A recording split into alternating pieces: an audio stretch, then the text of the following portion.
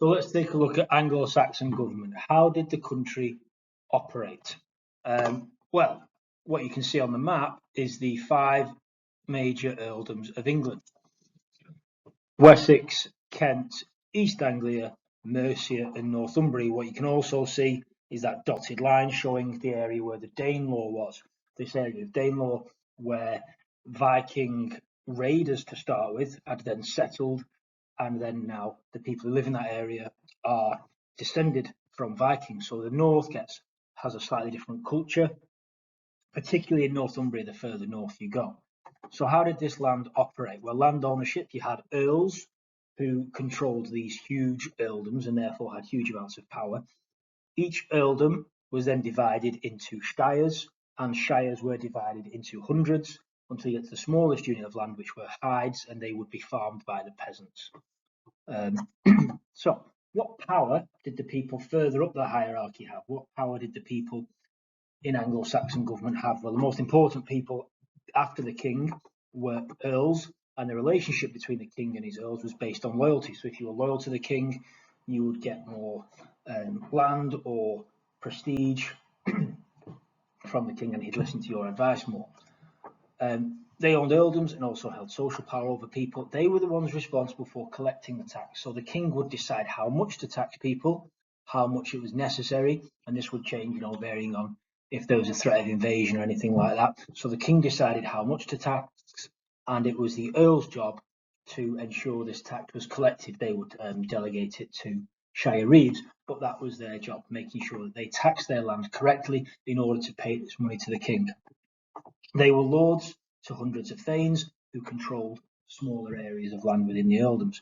You also get shire reeves, where we get the word sheriff from. The king's local government officials looked after the king's interests and carry out his instructions.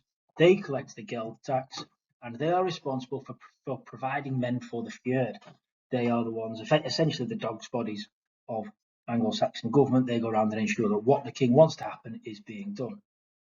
How did the legal system work? Obviously, there'll be an overlap here with your crime and punishment clause. You've got collective responsibility, the hue and cry. If you witnessed a crime, you must shout and alert others so you can chase the criminal. How did this system work? Well, you had tithings.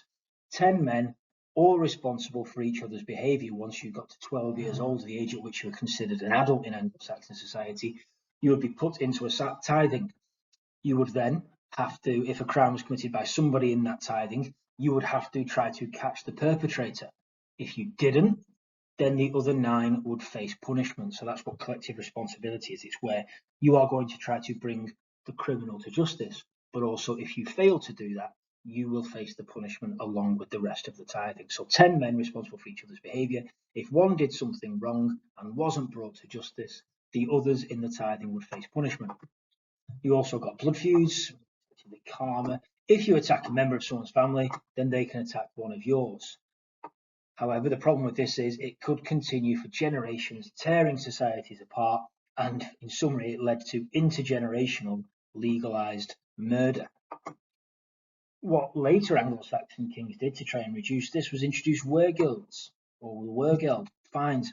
Instead of taking revenge, the families would have to pay compensation to the victim's family. So now if you killed somebody, you have to pay compensation to them. You have to pay money to the family of the person you killed. That was an attempt by the later Anglo-Saxon kings to reduce blood feud violence. William of Normandy removed wergeld when he gets into power. Anyway, the economy. You have a burh. Each shire has a burh, which is a fortified town and was the main administrative, admin and trading hub. Some burhs had mints. This is where you would print coins, produce coins, and trade over a certain amount had to take place in the burh so that it could be taxed. The burh was also somewhere that Anglo-Saxons could retreat to if there was an invasion. So this would be a place to protect the Anglo-Saxons. If you lived in a more rural area and there was an invasion, you would retreat to the burh and you would try to protect yourselves from their